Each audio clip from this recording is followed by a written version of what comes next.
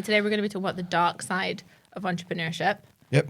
And this is something you requested to talk about. I think it's something that you've been very excited to talk about because... It's the most excited I've been coming to a podcast. Yeah, he's not stopped talking about it. Actually, I'm excited about talking about the bad stuff. I get to like talk about my feelings for the next 2 hours. This is actually James's therapy. This isn't a podcast recording, it's just therapy today.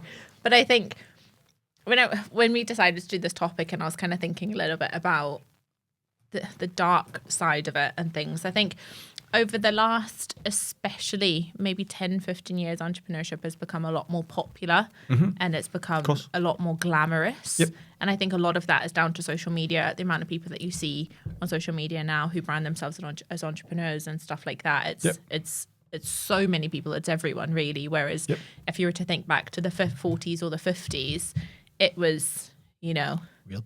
A very different image of entrepreneurship. Probably it wasn't really a word that was used very much. It was more just so, a CEO or whatever. So I think entrepreneurship has changed a lot in the last few years. It's become very glamorous. Everybody wants to do it. You speak to kids in schools and a lot of them say, I want to have a business when I'm older. I want to be an entrepreneur when I'm older because it is everywhere for everyone to see. But there is a side of it that nobody or people don't see very often, a side of it that is hidden, and it is all the sacrifices that go into it, all the struggles, all the pressure that kind of goes into it. So can I speak just on entrepreneurs for a wee minute? Of course. Is that all right? And this is why we won't get the questions Imagine if I answered. turned around and said no. Yeah, I know. I'm going to say it anyway, because it was even in the 90s entrepreneur. I mean, the 90s seems far away for a lot of people watching this, but it's not that far away as far as time and humanity is concerned in business, right? The businesses were booming. There's a woman called Michelle Moan who's from Glasgow, who had a women's bra company, and she's a megapreneur. She's huge, right? I think she's like an heiress. That's the opposite of right? I think she's been. I don't know if it's a dame, but anyway, she's big. She's from Glasgow, and I remember watching her speak, and she says she left school at 15, 16. She's from the East End of Glasgow, just up the road in Duke Street, I'm sure. I've watched loads of stuff on her. She's super successful businesswoman from Glasgow. She's been on TV and stuff like that as well. But she says when she left school, her teacher laughed at her because the teacher says, what you got to do with your grades? And she says, you're going to be an entrepreneur. And she says, her teacher says, there was an entrepreneur. And so it has, but it's become very fashionable. It is good because people are exposed to it because you've got TikTok, Snapchat, YouTube, and you see all these. But what you don't realise, what you see, is you see the top 1 to 5%. You don't see the other 95 to 99% that didn't make it. Yeah. And so all the stuff we're going to talk about today is the main reasons why people don't make it or don't get into that top percent. So I think it's really good that we're really exposed to entrepreneurship now, because now the kid in the rough housing estate with no money believes they've got a chance, right? Yeah. That's that. Now the kid with a laptop knows they can make money without going and getting a trade, and they don't have to go through. There's just, it instills us a lot of belief, which is great. But it instills a lot of false belief as well at the same time, because you're only seeing the people who made it. And not only are you seeing the people who made it, you're only seeing the good that comes from it. You're not seeing the bad stuff. Yeah. You're seeing the Ferrari, but you're not seeing the 20 hours a day of work to get the Ferrari, and the crying and the sleeping in a car. You're not seeing the stuff it took to get there. So I just think there's a lot of people getting into entrepreneurship and try it. Again, another stat. 95% of all businesses in Western society fail in the first 2 years. Out of the 5% that are left at the 95%, within 5 years, 95% of them fail. And they'll tell you this if you go to the bank for a loan with a business plan, the chance of failure. And there's two things that the chance of. One's investment, one's money, right? But even if you've got the money, it's the experience of dealing with all the stuff that we're going to talk about today. Because the chef who's a good chef, or the bar person who's a good bar person, or the person that works in the retail store has a good idea. One wants to get into fashion, one wants to run a bar, one wants to run a restaurant. But it's a different game. And all the stuff we're going to talk about is the difference. It's not that they can't do the job or don't have the skill set. It's your ability to do all the stuff we're going to talk about today.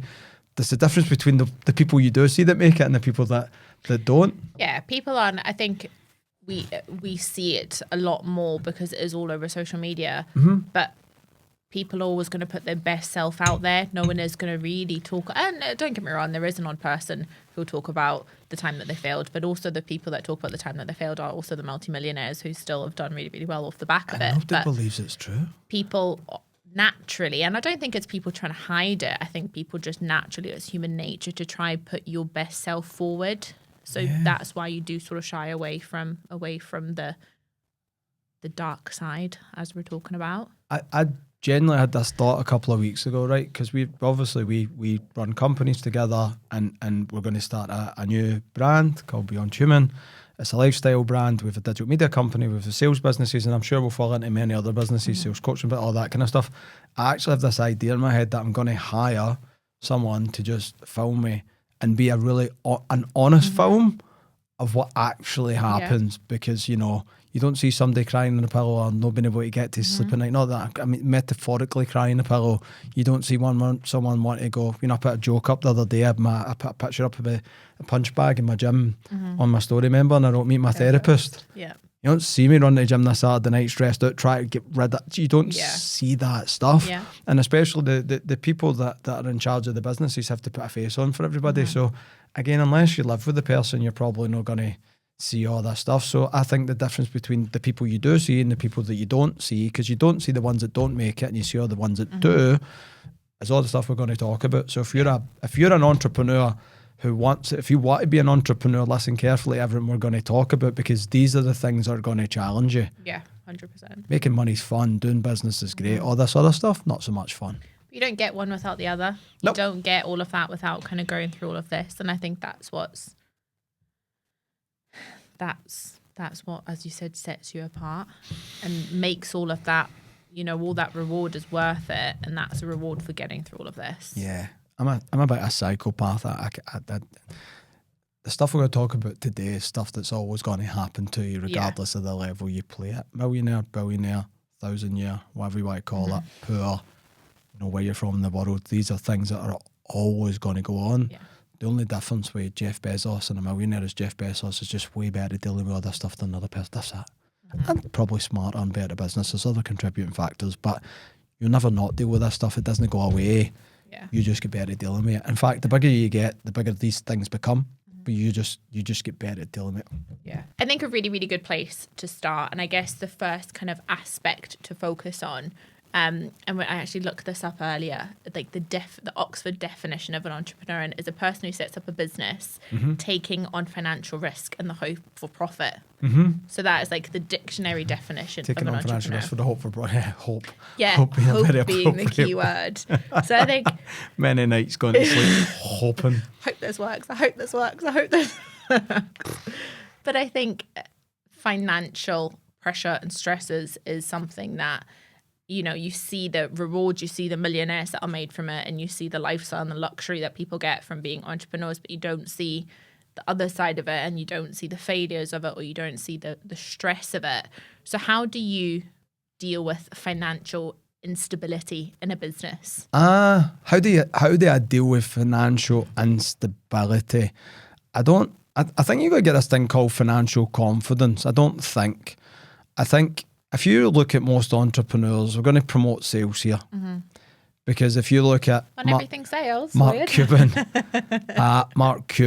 if you listen to most of the, like Richard Branson, Bezos, if you go back to most of the roots, they're all salespeople. Yeah. They'll all tell you to go do, if they had to start from zero, they would get a commission-based sales job. Why would they go seeking a commission-based sales job? Because they have financial confidence, and financial confidence means an ability to make money. Yeah. So I have to. So I don't feel like I have financial instability, because I know confidently I've like 15 ways I could go make money right now legally. Yeah. I have 15 ways. Probably have a bunch of ways that we could, you know, but I have 15 legal ways I could go make money. It's sort of over in me working hard and going and generating income for myself. So I think to take away the fear of financial stability, I think stability is a dangerous word. When are things actually fully stable? Yeah. If you look at the stock market, if you look at crypto, when is anything ever stable, and when is it ever a straight line? There's never a straight line. Yeah. The only time it goes straight is straight up and straight down. Even then it goes at some sort of slant up and down. So there's no real, if you just look at the S&P 500 or the FTSE 100, nothing's stable. Something doing like yo-yos all the time. So I think chasing stability is bad. Chasing financial freedom's not good. I think first of all you have to focus on financial confidence. So find a way where you can control a certain amount of income. Like it's always a backup plan. So yeah, I run businesses and yeah, I make money without me physically going and doing stuff and doing it. But my backup plan and the thing that gives me confidence is my ability to run to the pound shop and buy 100 things for £1 and go sell them for £3 to people. So I have confidence that no matter what, I'll always find a way of going and making money because I'm willing to get out of my bed and I'm willing to go do work. I'm willing to go pitch 100 people to give me a job in a day to get a job quick. If I wouldn't be unemployed for more than 24 hours in a day because I'd just be relentless. And I wouldn't send my CV and wait. I'd walk in and I'd approach people. I'd just walk around this business centre and ask for a job. So I'm not a job snob. Like I'm not, I need to, so I think financial confidence is knowing that you're willing to do whatever it takes to make enough income to put a roof over your head and feed. So I suppose I deal with the fear of, now you can get financial ruin, can lose everything, your business can go upside down, your customers can stop coming in, a client could send an email and drop you. I've had that happen. I've had people pull the plug at 10 o'clock at night, 10 o'clock in the morning. Sometimes all my eggs were one basket. I got a wee bit screwed financially. I learned not to put all my eggs in one basket. I learned to have backup plans. You know, COVID came, the big C came, we got locked down. We were in the sales business, it got shut down. I learned to have a backup business. I started a digital media company. So if we get locked down again, I get a backup. Like, do you know what I mean? You live and learn and you put more layers of, not security, more layers of protection in there that makes you feel more stable because you're a wee bit fearless. But I deal with any fear we're going to talk about. This is how I deal with fear. Before I start to do something, before I open up a company or before I go to do sales or before I go to do anything that could give me some financial instability or there's a financial thing attached. You say entrepreneurs or what was it you says? People that take a financial risk with the hope of profit. I just think about worst case scenario. Anytime I'm scared about doing something where there's risk involved, I do a risk assessment. And my risk assessment is, what's the worst thing that can happen? And I go to the most, my brain now goes to the most drastic thing that could happen. What's the worst thing that could happen? Okay, the worst thing that could happen is this. All right, can I deal with that? Yeah, I can deal with that. Can I deal with not making money for a day? Can I deal with having to go back and work in a factory and make £400 a week? 100%. 100% I can deal with that. Will I have the life I want? Nope. Will I have food? Yep. Will I have a roof? Yep. No problem. So I go fearlessly into business and fearless into a commission-only sales role, knowing that worst case scenario, I end up with no money. But I'll go find a way of making enough money at least to eat and put a roof over my head. So then that makes you fearless, so you're not scared of. So I don't think about being stable anymore. Like you turn fearful into fearless. And that's that's why I don't jump out airplanes, because I don't want to die. I do a risk analysis, what's worst thing can happen? Die. I'm not doing that. Avoid that, maybe. I'm not going to just too high a risk, there's too high a probability of me dying, so I won't do it. But when it comes to business ventures or taking a shot, if you're somebody just going into a commission-based role, what's the worst case scenario? I end up with no money. I had no money before I started, so I just end up, I'm not at a loss. Yeah, you're no worse off. And then if you want to invest money, again, that's, I've invested tons of money into other businesses. I've lost tons of money. I lost money in an e-com business, lost about 80 grand in an e-com business actually. And that was painful, but every lesson in business, I just accept that every lesson in business I get is probably going to cost me some money. Yeah. So that's 100%. that. I just accept that it comes with a certain level of risk, but then what's the worst? I lost 80, but what's... I'm not saying £80,000 isn't a lot of money, but I learned a very valuable lesson that will actually make me more than that in the future. So 100%. So that's how I deal with any kind of stress. But financial instability, I've got to get financial confidence, and that's my willingness to do anything to make money that's legal and moral. I'm not a job snob. Or just find a way. For me, I just got really good at sales, because in a worst case scenario, everybody always needs a salesperson, and it takes about 10 minutes to get a sales job if you want to work commission. Yeah. It's not hard to get somebody to get you a commission job. No matter where you're on the world. Yeah, I'll hire you in 2 minutes. Yeah. Give me a call. Yeah, a commission job in like 3 seconds. But yeah, I just know that. And I think sales, I think for me, I was fortunate because entrepreneurship started in sales for me and started in commission only. And I very quickly got financial confidence because we used to sell, I started my sales career selling rubbish out of a black bag, not actual rubbish, but like pens, knickknacks, fluffy toys, all that stuff. So I I very quickly realised that I can take glasses, I can take pens. I was talking to someone I met the other day, it used to be in my sales team called Neil. He's like, remember Fondini? And I'm like, I'd never thought about that. And Fondini was these cheap £10 watches we used to sell with sunglasses. It was a watch and a sunglass cap. We sold it for a tenner. We bought them for £3 for China, sold them for a tenner. And I'd forgot I even sold them. Yeah. And I'm like, that's right. We used to walk around businesses selling watches and so I think I was quite fortunate because before I ever even understood what the word entrepreneur was, I worked a commission-only sales job. So I had confidence that if I was going to get out of my bed and you gave me something, I would find a way of getting people to buy it. I think that's really interesting that you say that. And it's because this isn't something that I've told you or if we've spoken about, but I was reading, like I said, I knew this is what we're talking about. So I was like reading some articles and stuff like that earlier. About it, and there was one that I was reading and it was talking about, you know, what would make an entrepreneur successful, or what is the difference between somebody that will do well on their entrepreneurial journey compared to someone that wouldn't. And this person defined it as, he said, the person that does well is the person that is willing to go door to door selling their product or their service because they believe in it that much and they know they've not got anything to lose. That is the person that will do really well. Yep. Which I think is funny that that's what you've been saying, because that's very similar to what that article was saying. I think we spoke about this before when the lockdowns hit and my wife panicked because all my eggs were in one basket. They were in direct selling. We weren't allowed to directly go sell. Yeah. And my wife was freaking out and she's like, why can you be so calm? And I'm like, I'll start a gardening business. I'll start a window cleaning business. Yeah. And she's like, how will you get customers? I'm like, I'll go knock a door. I'm like, I'll make a bit, and I pitched her, and then here's what I pitched, here's what I sell the window, here's how many windows I could do an hour, and I gave her this business plan, and she looked at me and went, okay. Yeah. Because I'm like, because I had to think of backups, because I didn't know if we were going to be allowed to work again, and I'm like, all right, at some point I'm going to run out of money, like, you know? Yeah. And I think there's a question there about running about money, so I'll tell you a funny story you didn't even know about, but anyway. But I think that kind of leads nicely on to the next question, because the next question is, how do you deal with that, like, personal, because when you're an entrepreneur, I think the personal pressure on your finances and the pressure on your business finances are two very, very interlinked things.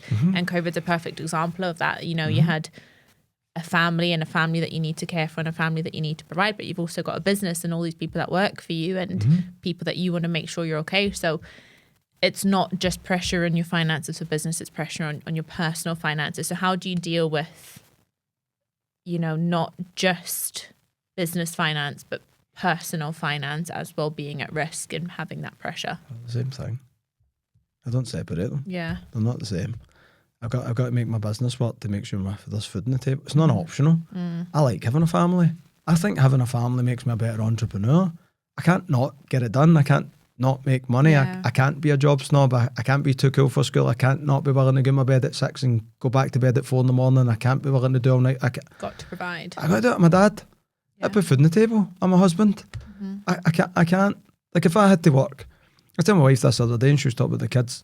That's something that's normal, but 2 of my kids go to private school and sometimes she gets concerned and she's like, are we all right? Is it all right to send them both? And is it good? And I'm like, I generally would go be an Uber driver every weekend to put those kids through that school. Yeah, I'm figure like, it out. I'm like, I'm good in business. But again, I explained to her, even if all my businesses failed and I couldn't do business for whatever reason, I'd get a job during the day, I get a part-time job at night, and then I get a job at the weekend. I'd work 7 days a week, 15 hours a day, to make sure I provided for my family. I'm never going to have to go do that. Because I've got the attitude of willing to go and do whatever it takes to provide, and because it's non-optional. There's not an option for failure. There's not. There's, the back door's shut. I have to do it. So I suppose kids and family are good because you've a moral responsibility to provide for other people. And I just the thought I've never thought about not making money and taking it home. That's not. No. Has business sometimes put us in a position where our lifestyle had to drop a little bit? 100%. You know, sometimes I've never went backwards in lifestyle, but I've had to be careful sometimes. If business went the worst case scenario for me is I'd have to downsize a house and maybe not have a car for a while, but maybe not going about 5 holidays a year. I'm not going to Dubai every time I go myself. Don't always need to go to Dubai. I'm like, yeah, we do. But anyway, But yeah, they're just, Yeah. you know, the worst case scenario to me is I end up in a smaller house and I end up not having to go to restaurants. And, you know, how much does it, how hard do you actually have to work just to put enough food on the table and have a roof over your head? Yeah. I mean, if you're not willing to do the work it takes to get that, which is factory work, working in McDonald's like I'll go work at McDonald's behind the till tomorrow. I have no issues with it, none. Would I like to do that? No, but it's not about what I like. Yeah. It's about providing and making sure I have money.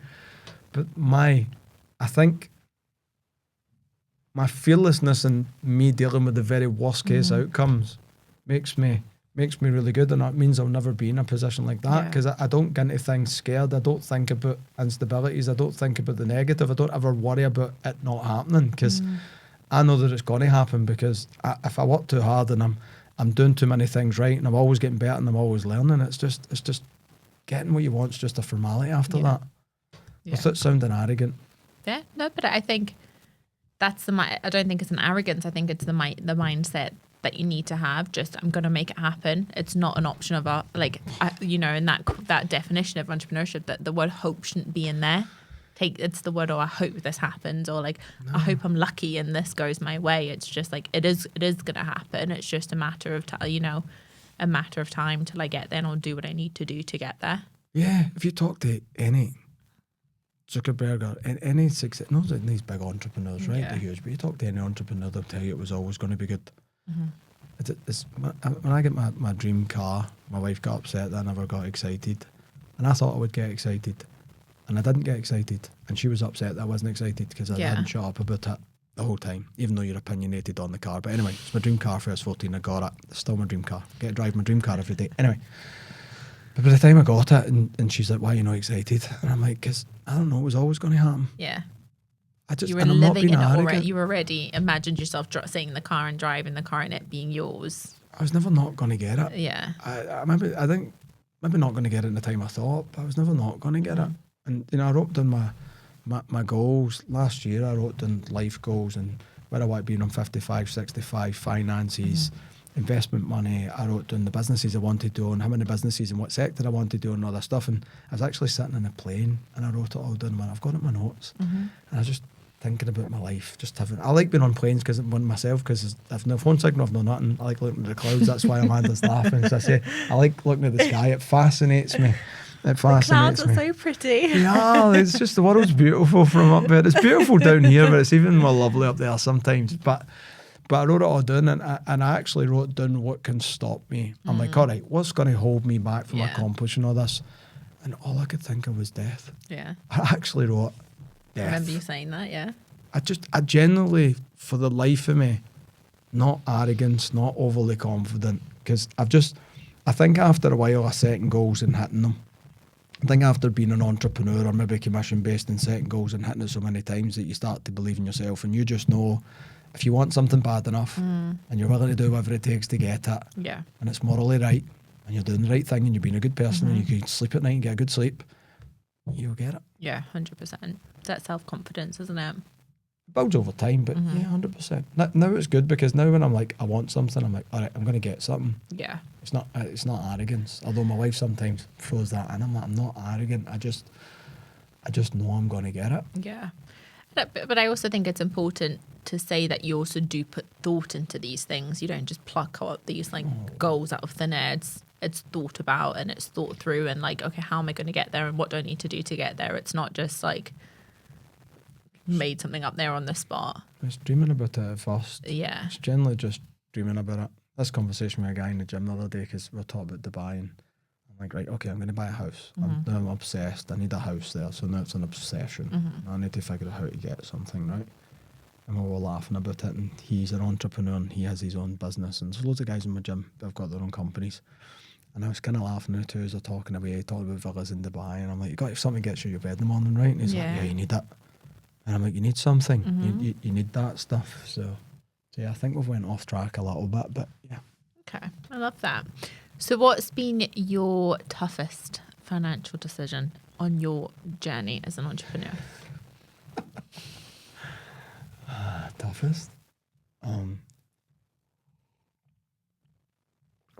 I think the thing that cost me the most amount of money on the flip, that was a controllable, because COVID nearly done me.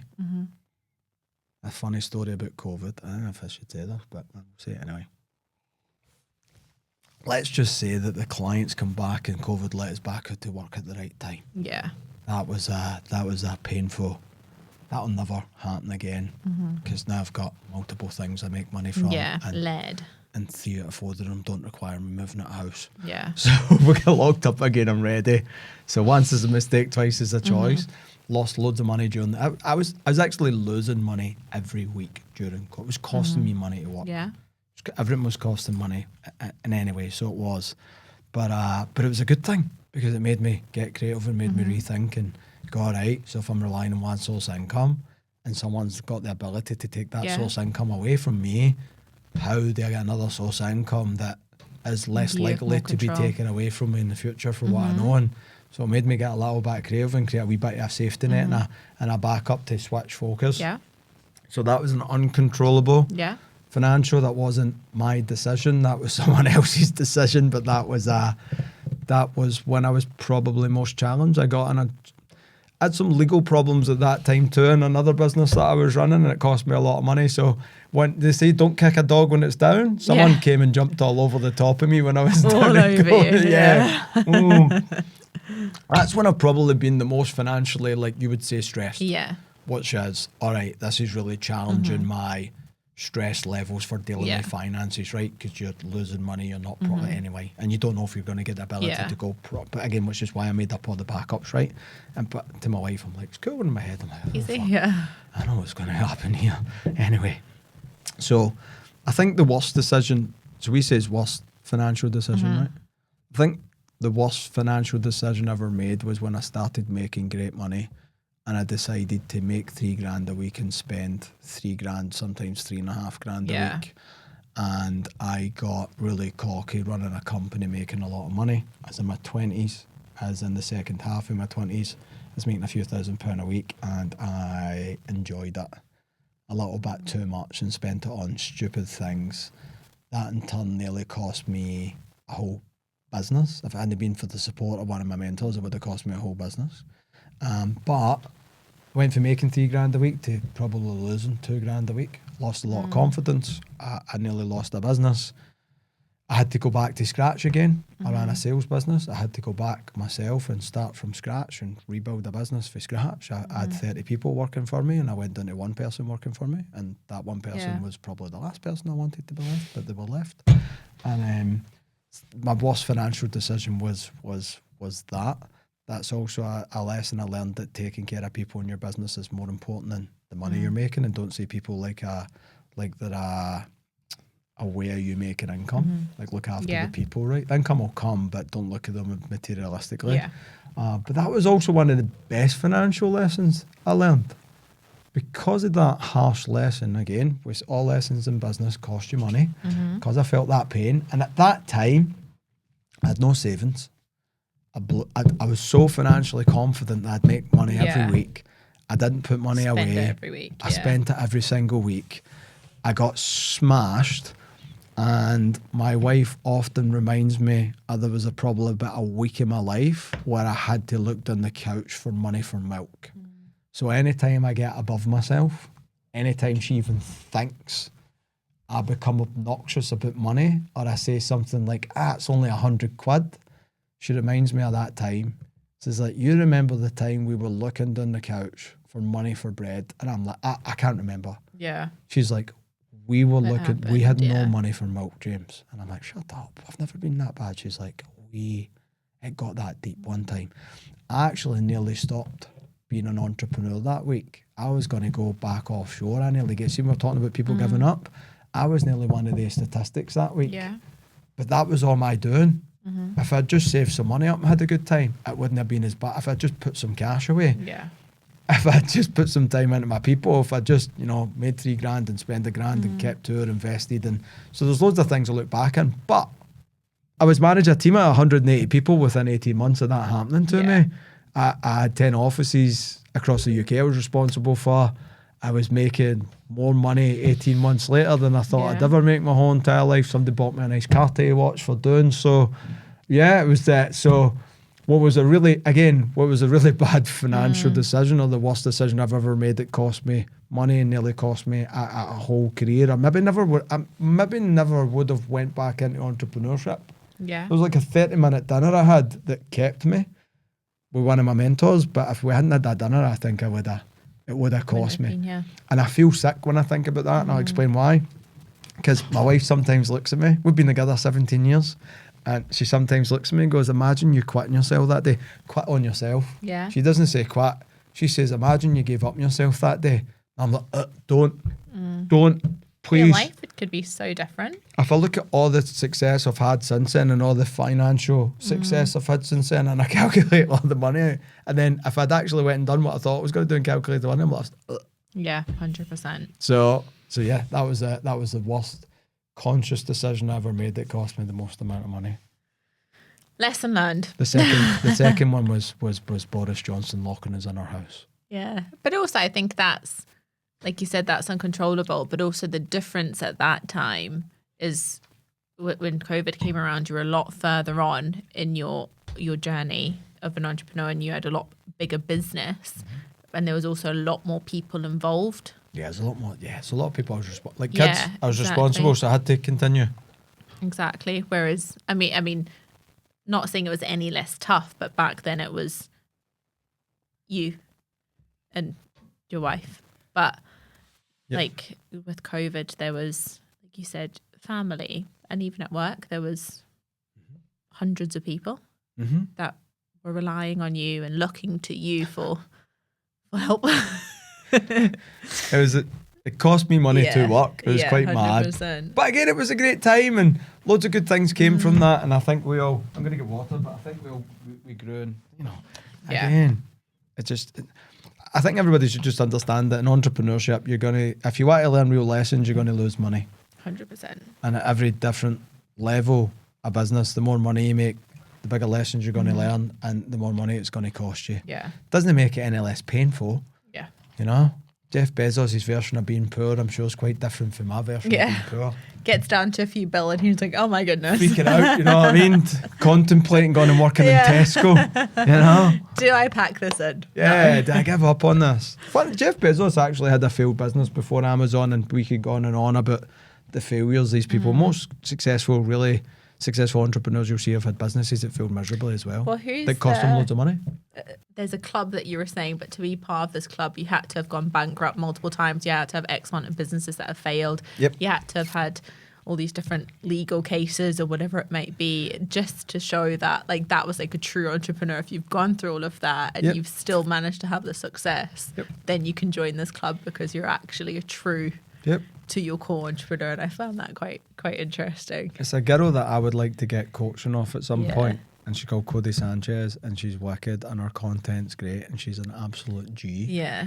She buys businesses, builds them, whatever, and she was talking about her and her husband going first class, and they don't go in first class to be in first class. It's a great place to network. Yeah. Because people in first class have got money. So she was talking about how she met a billionaire, and she asked if he was in any business clubs, and he says he ran one, and the rules to the club were that you had to have a family, you had to have made millions and lost it all, you had to have went bankrupt, and you had to have been sued, and you had to be indicted, which basically means you get your business gets criminally charged by the American government. It says then you can sit at the table. Until then, you're not a real entrepreneur. Then you've earned it. It's like earning your stripes, right? It's like you're not a cage fighter till you get beat up. Yeah, 100%. You can't just hit the bag and say you're a cage fighter. You have to get beaten first before you're in it. 100%. It's quite cool watching it. It makes you feel good sometimes when you realise that. So. With what you're saying, especially that example that you're using there about kind of, I guess, your hardest financial moments and your toughest kind of decisions financially, I think that's when you look at it, and yes, you learn a lot from it. So I don't,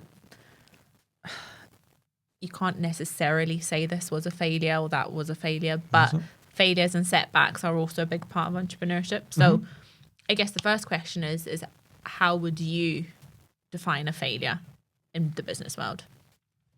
I don't think there's such a thing. Sorry. Giving up?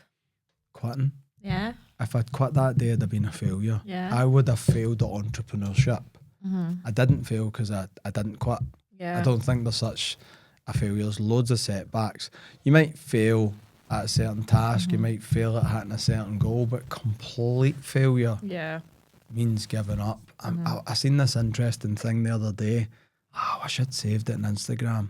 And it was talking about Colonel Sanders got rejected with his recipe over 1,000 times. What's Starbucks guy's name? What's his name?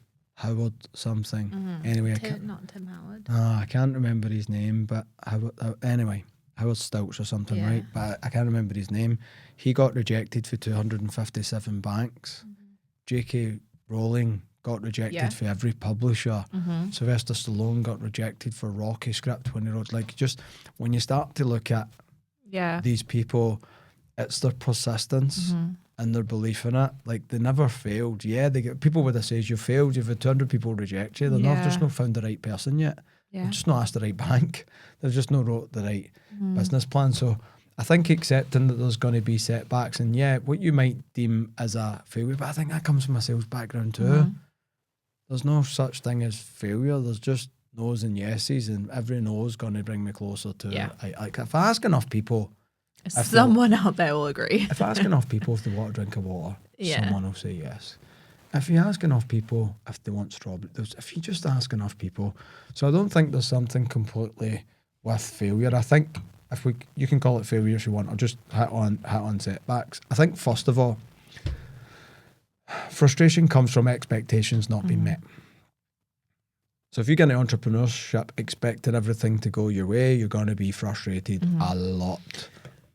You are going to have setbacks. Like, even athletes, how many injuries do they get? How many times did they not get picked for the team or the national team? How many people went to Olympics and didn't win gold? They only fail if they stop. The real ones go away and work harder for the next 4 years and come back and win gold. That's the trick. So I don't think it's dealing with them. I'll explain how to deal with setbacks in 2 minutes. But I think first of all, before, you need to expect that there is going to be setbacks. You got to look at it like you're always going to be running against the wind, and there's always going to be problems, and there's always going to be things that try. The bigger you get, the more problems there's going to be, and the more things that can set you back there's going to be, and you just have to accept that sometimes you're going to get setbacks. You're going to get setbacks, and you're going to feel like a failure, which do make you feel like a failure, by the way, at the time. 100%. So what is it? Like, the times I was talking about, I felt like a failure. Yeah. Now looking at it, like, it was just a setback. So the time, but I felt like I was a complete failure. Yeah. So the failure is to be kept in there because that's the feeling you have. But because you get up and keep trying means you've not actually feel like you failed, but you've not failed completely because you're still trying. Because you're on the other side of it now and you've come out of it. You could it's a setback. But if you did decided to go away and given, that's when it becomes a failure. I'd look back and go, I failed at entrepreneurship, right? So I think first of all, your expectations have to be right. I expect things to go wrong. I expect setbacks. In fact, I quite welcome setbacks because, as I explained earlier, the setbacks are usually the lessons. The lessons, because you get setbacks for two reasons. You get setbacks because of inexperience, which means you've realised there's a skill gap somewhere. There's an experience gap, and you have to go learn something. You realise that you've set this goal, but you're not ready to hit it, and you'll get setbacks for unforeseen circumstances. So you'll learn to think more into the future with stuff. A lot of people get into entrepreneurship with a positive mindset of the winning outcome, but they don't think about how they can get screwed. And I think the more setbacks you get, the more before I start something, when I go to start something, I'm like, how can I get screwed? How can what uncontrollables could come and hurt me? So both teach you lessons and both help you. And then when I get a setback or when I feel like a failure, I just ask myself this question: control or not control? Could I have stopped that from happening? Yes. All right, learn the lesson. Once is a mistake, twice is a choice. No, just accept that that's just life. I just sometimes have to accept that that's just, there's nothing. Is there anything I could have done about lockdown? Not a thing. I'm not going to get upset at that. I'm like, am I control it? No. No. I've got to stay in. We can't work. No problem. I just accept it and move on. And then I just think about what I could control in case it happens again as a backup plan. And I think an important thing there is also what you said about moving on. Because I think sometimes when we do have a setback, it's very easy to hold on to that and almost kind of get quite bitter about it. Like when we look at COVID and being locked down and having to stop what we were doing, because pre-COVID we were on a massive role, and we were on such a high, and we were on a very upward trajectory. And I think it's very easy to look at COVID and be like, that definitely did stunt our growth and where we were going and where we thought we would be. So I think it's very easy to look back at that quite bitterly and think, you know, oh, because of this, or be quite negative to that experience. But I also do think having that extra time and taking a bit longer to get to where we want to be, I think we're better versions. Yeah, of course. So it's more of a solid foundation of where we want to go to. I think after all that happened, with more appreciation for being able to work and more appreciation for business and getting the chance, I think that, and it was nobody's fault. The world went into chaos, and it's not. I don't blame anybody. Yeah, you're right. You can be bitter. There's still people blaming it for problems, and I'm not bitter. Even you get setbacks. I suppose there are reasons for setbacks: is people screwing you over, or people disappointing you, or letting you down. Maybe you hire the wrong person. You know, we've experienced that loads through our time. People screw you over. Most people are selfish, and you know, and you hear this loads of times where people, you know, screw people over and business partners over. So there'll be setbacks and there'll be human disappointment. But you can't. Wife always says this to me. She's like, "Why can't you let that go?" And I'm like, "Because it's already, like, if something's already happened, I can't change it. Yeah. I can change how I react to it. Am I going to walk about with a grudge on something that I can't go back and change? No." It's like carrying a weight about you all the time. Damages you, doesn't it? It just damages you. So yeah, you're right. And I think that's a really good point with setbacks, and people get bitter and they start thinking about what could have been, and, you know, if only, and we would have been here if this hadn't happened, and if that person hadn't have done that, I would have been here. And they're just bitter. And there's a book called The Power of Now, which is fantastic, by Eckhart Tolle, and it does this wee illustration. And it talks about being in the now, in the past, and the past and the future. If it's in the past, I can't change it. I can Matata, right? Lion King, Timon and Pumbaa. But yeah, that I can't change something that's already happened. I don't hold grudges. I'm not bitter to setbacks. Again, control, not control. Control. Learn the lesson. Don't make it once as a choice. Once as a mistake, twice as a choice. I live by that. I won't let the same thing catch me out twice. So, but not control. Just that's that. Yeah, it's just life. We move, as the kids say. Yeah. So I think my next question is probably going to trigger you slightly because there's a word in there that you hate. However, I'm going to ask it anyway. How do you... Hate's a strong word. Well, I'll see what you think after I say this word. How do you stay motivated I hate the word after motivated. facing setbacks and failures? And how do you kind of, I guess, keep motivated or kind of keep focused on where you're trying to go? Okay, so there are two questions, right? So I don't hate the word motivated. I hate that people rely on motivation and think they have to be happy and motivated all the time. That's all. When I talk about discipline, focus, I don't hate the word. The word is good as long as it's used properly. People, so anyway, so you triggered that response. I'm getting defensive. Yeah, you did trigger me. You done that.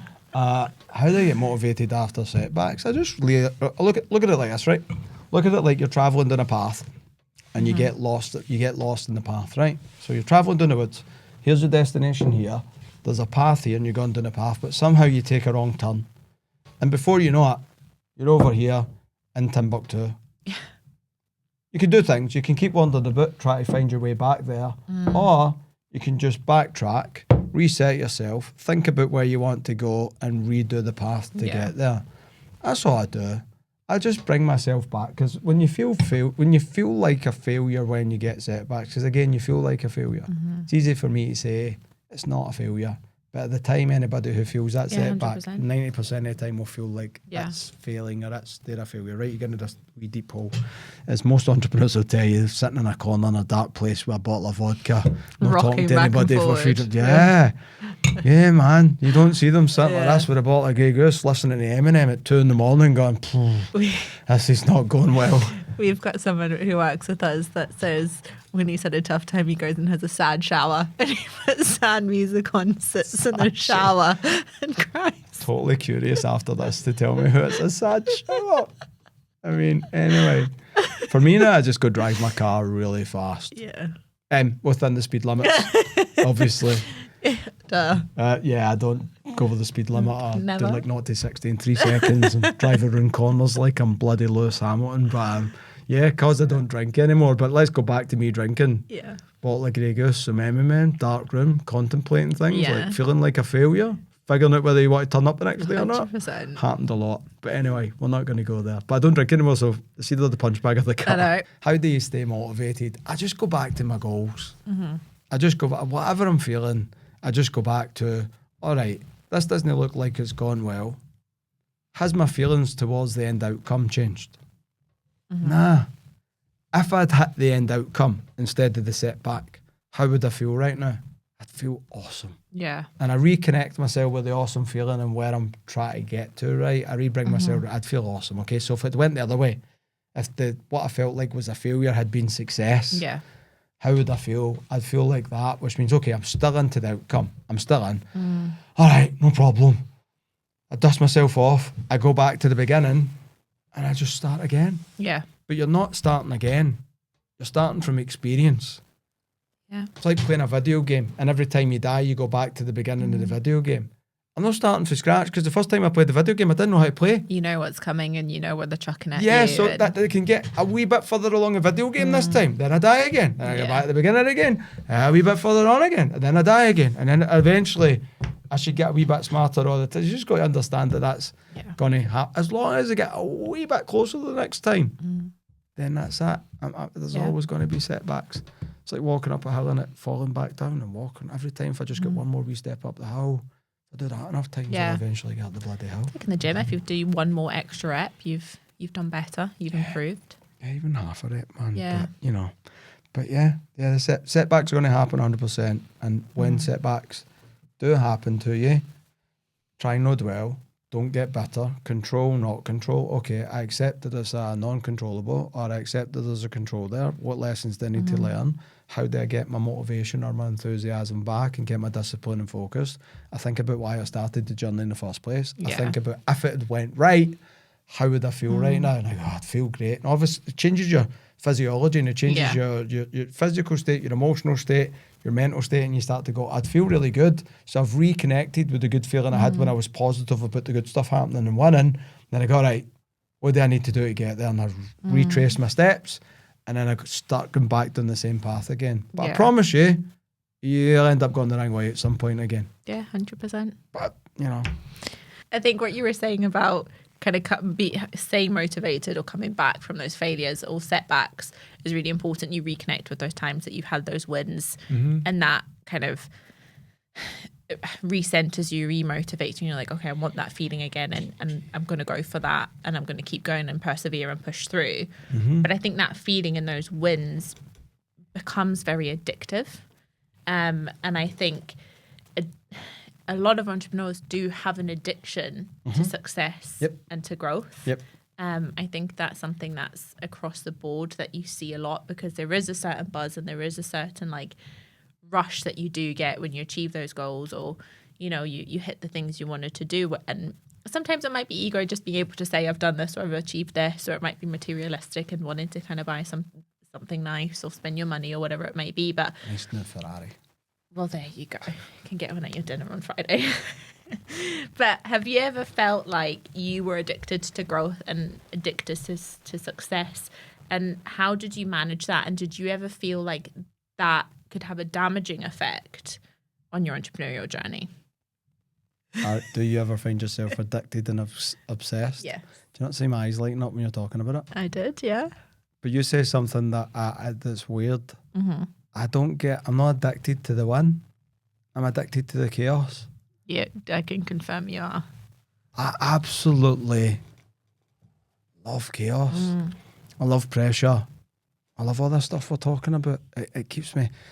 I think anxiety is good because it gives you energy.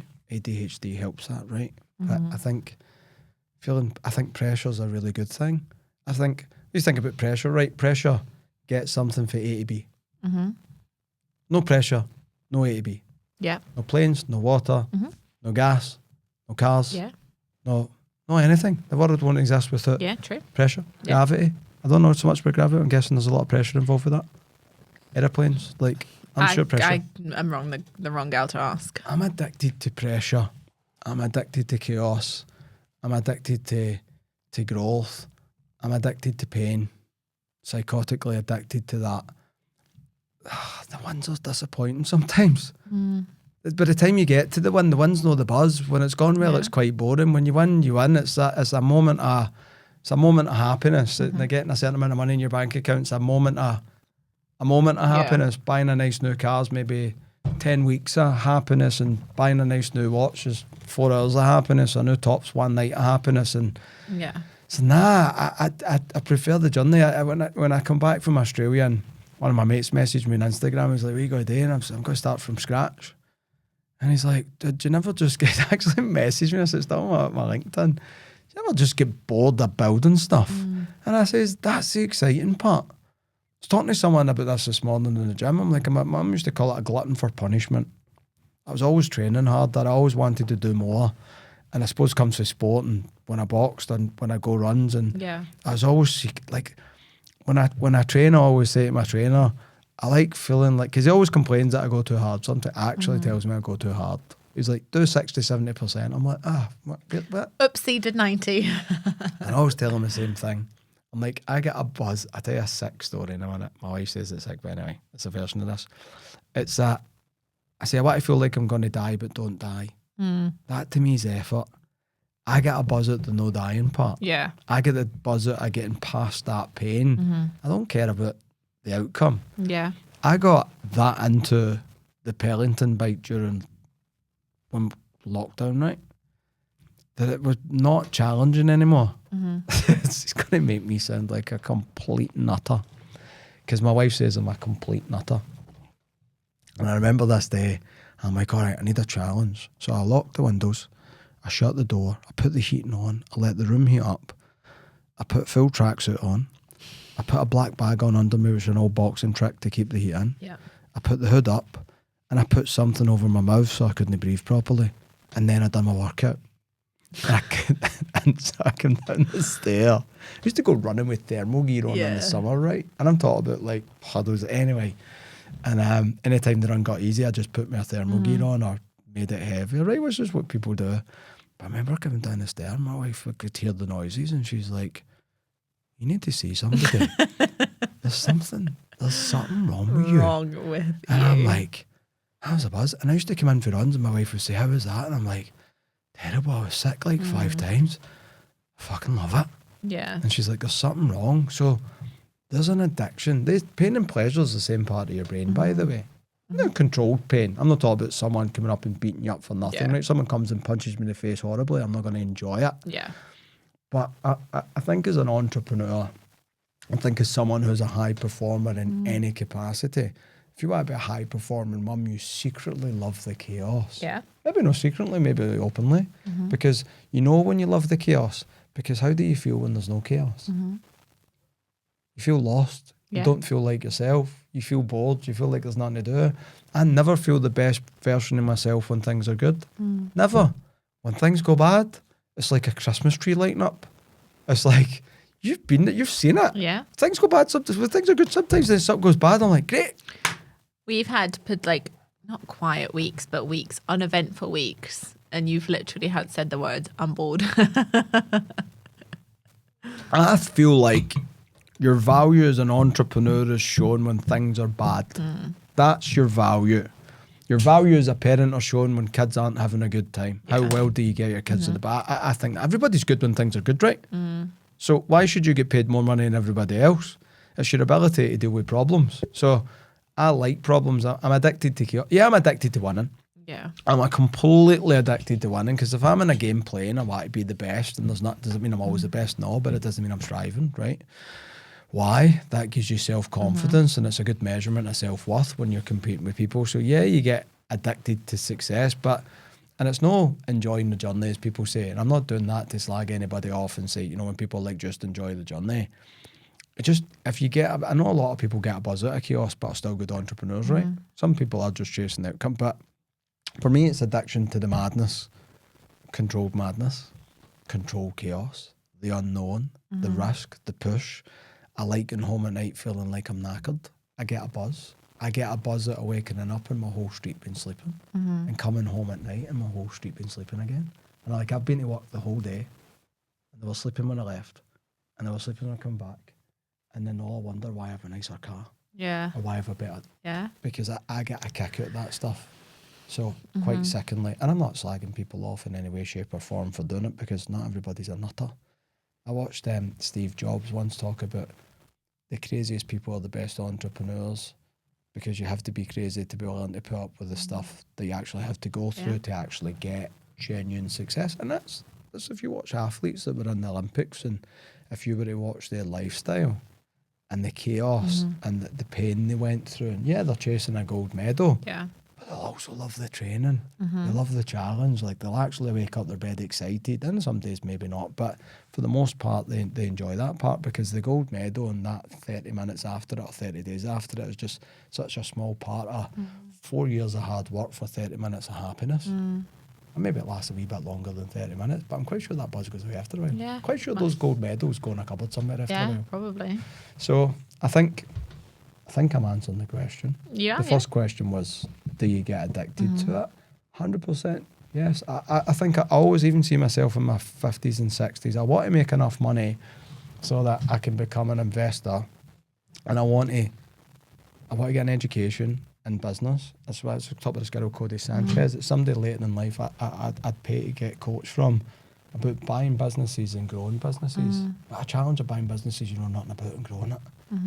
I get excited about that. So I think after a point, and I was talking to someone about this, we always have conversations in my gym because it's full of guys that run businesses, right? That's why you joined it? It's a good wee community, why I joined it in the first place.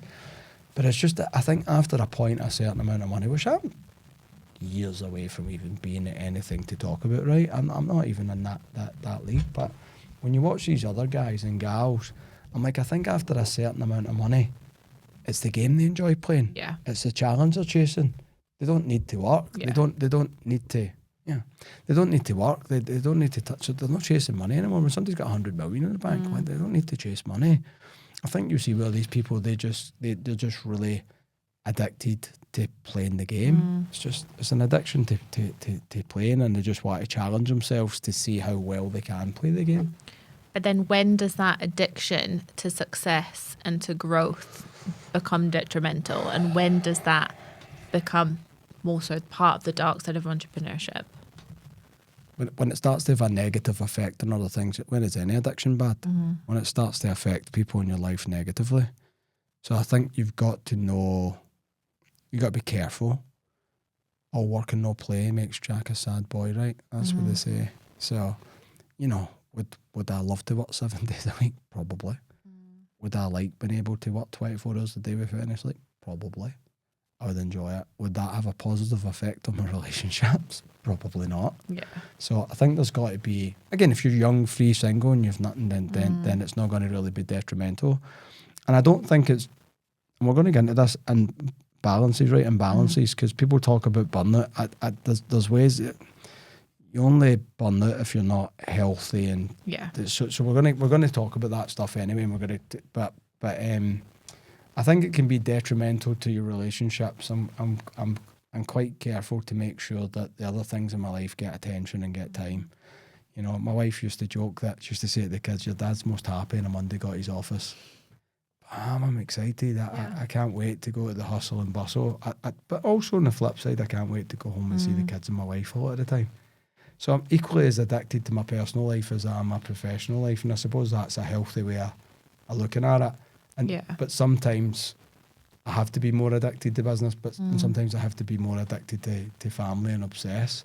But I'm also obsessed. That's another thing you'll find with high performers and entrepreneurs. Like, I want to be a high performing dad and a high performing husband as well. Like that. So I deal with that the same way. I want to be the best dad. I want to be the coolest dad. Yeah. Do I want to be the best husband? Yeah. I want everybody to look at their husbands like they're not that good when they hear the things I do from like a high performer is a high performer, right? I'm addicted to being the best in that as well. I think there's just got to be, you got to find that not a healthy balance in the way that you spend equal amount of time with stuff, but just make sure that you care as much about other stuff that's important in your life as you do your business. Yeah. And don't just throw everything away because of that one thing. I also think the addiction to growth and like addiction to success can become very detrimental when you're like, at what cost is that success, and at what cost is that growth worth it? Because I think a lot of people would get, and it's easy to do, you know, if you're chasing these wins and you're chasing the success and you're chasing this growth, you know, some people would become that addicted to it. Just like if you're addicted to any sort of substance, you would do it no matter who it messes over, or, you know, the impact it has on other people's lives, or what the cost is. So I think it's like, are you still in a good moral place where you're still chasing the success, and are you still in a good moral place where you're going after this growth, and can you still sleep at night being kind of happy that you've still been a good person and not put anyone else out or put anyone else back? And that's the downside to, it's not a downside to having a family, but now when you've got other human beings to think about, now you've got how they feel, because I don't care if I had to sleep on a park bench for a week. I actually don't care. Like, if I had to go back to, honestly, if I failed that bad where I had to go on the street and beg for money for 2 days to find my way back, I don't care. I can't do that. I can't go that hard. I can't get that obsessed and that risky, because I've got other people that are with top and turn. So you're right, as long as your life obligations and your moral obligations to every other human on the planet, as long as your moral compass is intact and as long as you're not hurting anybody else. So it can be detrimental to that. But when I was young, free, single, didn't have anybody else to think about, then there's when I get first given an opportunity to get into entrepreneurship, my response to the person that showed me an opportunity for growth, and I thought he was lying when he says you can come in at ground level and you can get an opportunity to run your own business and make money, and I thought he was lying. And he asked me why he should give me a chance. My answer was, if that's true, I'll do it, because there's nothing legal I wouldn't do to get there. Like, there's nothing, as long as it doesn't mess with my values and mess with my moral compass, and it's illegal. If it's illegal, I wouldn't do it. If it hurts other people, I wouldn't do it. If it is against the values and my integrity, if it hurts my integrity, I'm not doing it. But if it doesn't do that stuff, I'm in. If you tell me to sleep in the street for 3 weeks to do it, no problem. Like, I'm willing to do it. I'm willing to go anywhere in the world. I'm willing to do anything. I am willing to do any job on the planet. I'm willing to do anything to get there. So I think when it comes to success and when it comes to growth, I think a lot of people are always, you know, chasing where they want to be. But do you ever get to a point as an entrepreneur to think, I've actually made it and I've done it? Or is there always going to be more, and is there always going to be kind of something else you want to strive for? Do you ever feel like you've made it, and do you ever feel content with anything that you've achieved? No, never. So how do you deal with that? Because is it hard to find that balance of almost that satisfaction of is it ever enough? Nope, never. Ever. As you saying, bulks over time, never good enough. You always probably thought you could do better. And I'd always think you can score more goals. You can always, it always is. Well, I suppose that's who you surround yourself with and compare yourself to as well. But I try and, why do I talk about people like Jeff Bezos all the time? And I don't think I'll never be at the guy's level, right? I have no goals to be at that level yet. Yet. I don't compare myself to people at the same level or just above. I compare myself to people.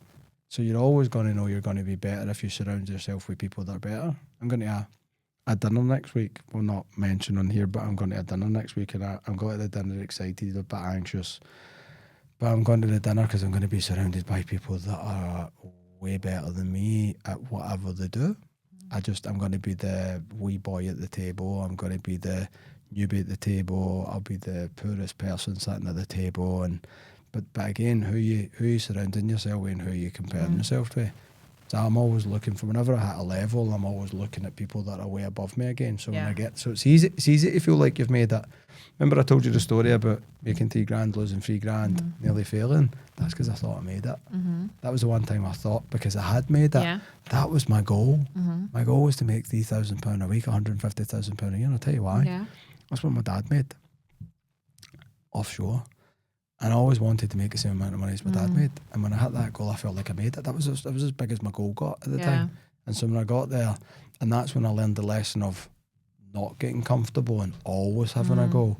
It's really funny because I don't feel like I've grown as much as I could have in the past 12 months, right? I've grown and developed, but I don't think business-wise and financially nothing much has changed, right? And that doesn't happen to me a lot. And over the past 6 years since we've known me, it's definitely not happened. Every year's been better. And it's quite funny, it's been stagnant. And do you know what I realised? I had no obsessions. I didn't have, I'd always wanted another house or another car or something better. Yeah. But then I got everything I ever wanted, and I got the car I wanted, I got the house I'm in the house I wanted, I'm in the car I wanted, to go to holidays I wanted to do it. And I didn't get complacent. But I also didn't have an obsession that made me do more or made me make, and so I put them in place next week, and I've seen a difference in myself straight away. Yeah. Yeah, I think your goals in the last year or so have been very health focused and that sort of stuff, which isn't necessarily the materialistic side or something to strive towards. But I think something that you've always said that I think is kind of perfect in this case of never feeling like you've made it. And you can correct me if I get the wordings wrong, but always live in a state of dissatisfied bliss. Yep. And that's exactly what it is. And I think that's a perfect example. Like, you always want more and you've got goals that you're working towards, but you love your life and you're very happy.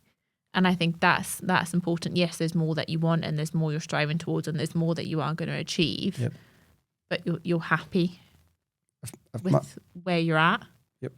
Because I think that's the one danger. And again, that relates back to the dark side of entrepreneurship. That is the danger of people are never content or never happy. That is going to be a very empty life. It's quite empty sometimes. So it's living that dissatisfied bliss. It's actually, you actually had a point now.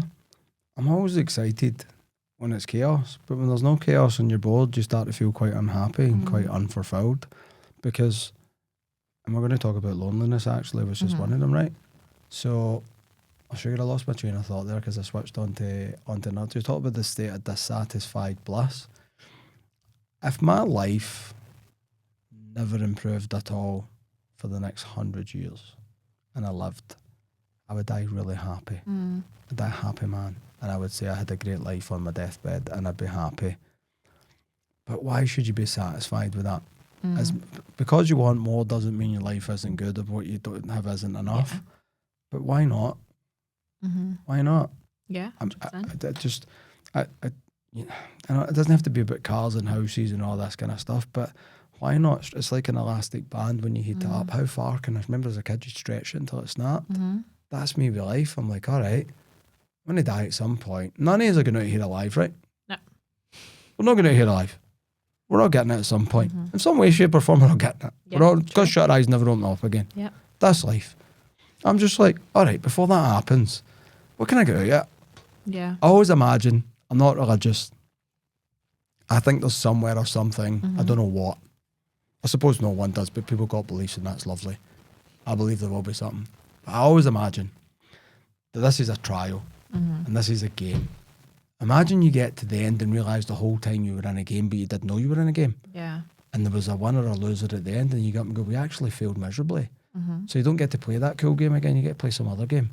Imagine getting there and somebody going, I always imagine somebody going like this, you nailed it. Yeah. Well done. Yeah. Do you want another shot? I'm like, please. Can I choose how I am going to come back? No, do you know what I think about? Make me born on the oil money this time. Give me some oil money. Can we start? Can I put my question? I started, my dad had a Cortina car. I know that good a car. Yeah. Can dad have a private jet this time? Can we, if I'd done that well for that point, imagine what I'll do starting at this point.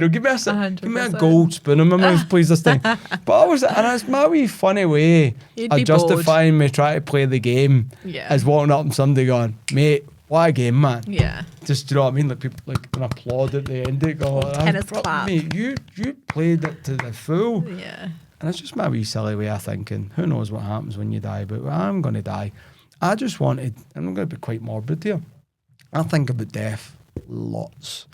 And I always tell everybody this, I just want to die with a smile on my face. And if I die tomorrow, I'll die with a smile on my face.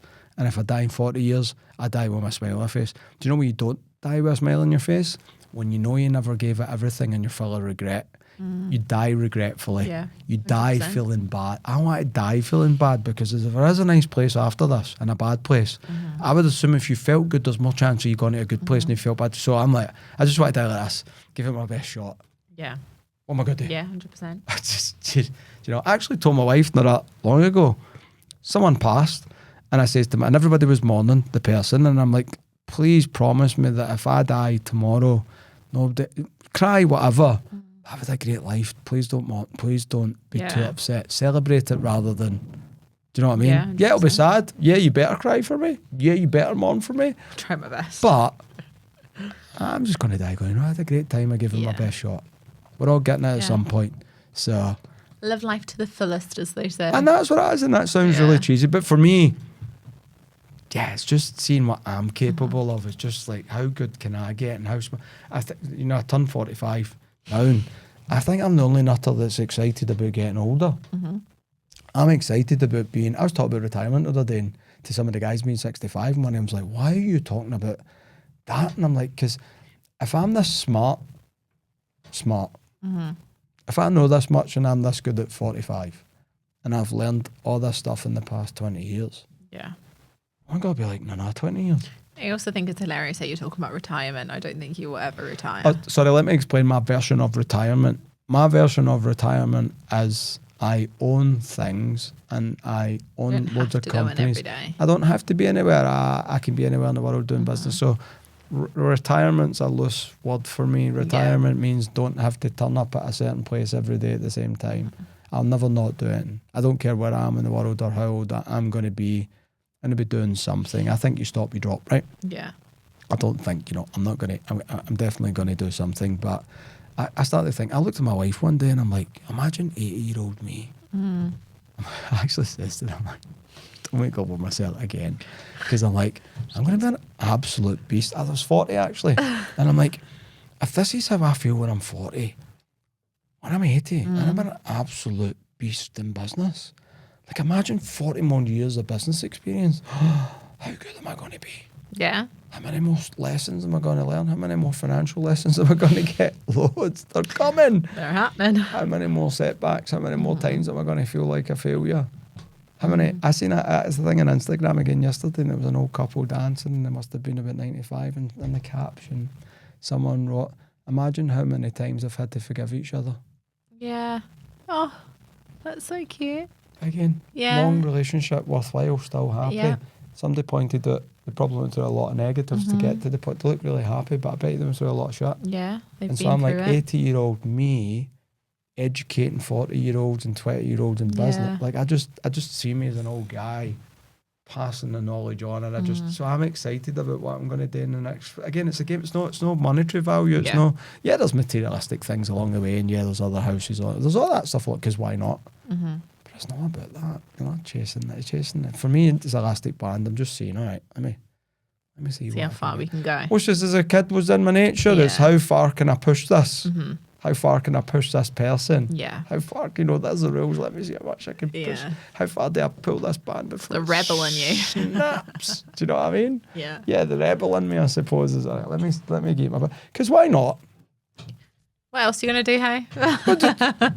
You're going to work anyway. You're going to stay in the house anyway. You're going to want to go on holidays anyway. You're going to need transportation anyway. Yeah. Why not? As I tell my wife, I don't need loads of materialistic things, but why not? I don't care if I never wore a watch again in my life. I'd happily get the bus. I'd happily go stay in a smaller house in a Boston. It's fine. I'm cool with it. I'd still find a way of being happy. Yeah. But if there's a chance for me to have better versions of all that stuff, do you not take it? Why not try?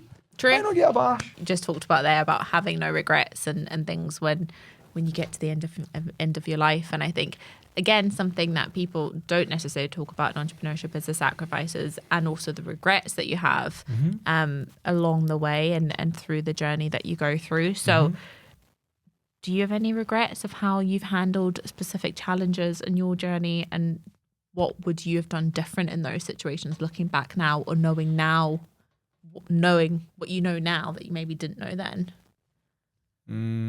I have regrets.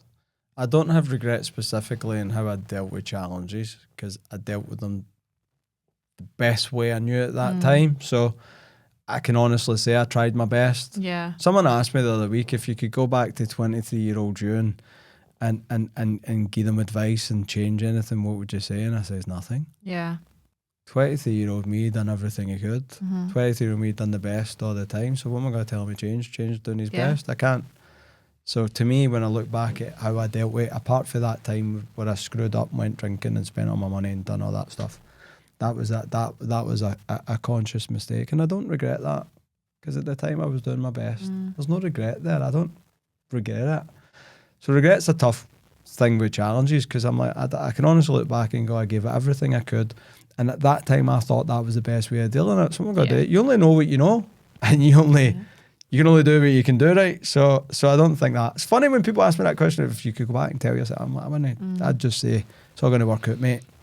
Yeah. I'd actually just look at myself at 23 and go, do what you got to do, mate. It's got to work out. It's got to hurt a lot, just so you know. It's the most painful thing you deal with.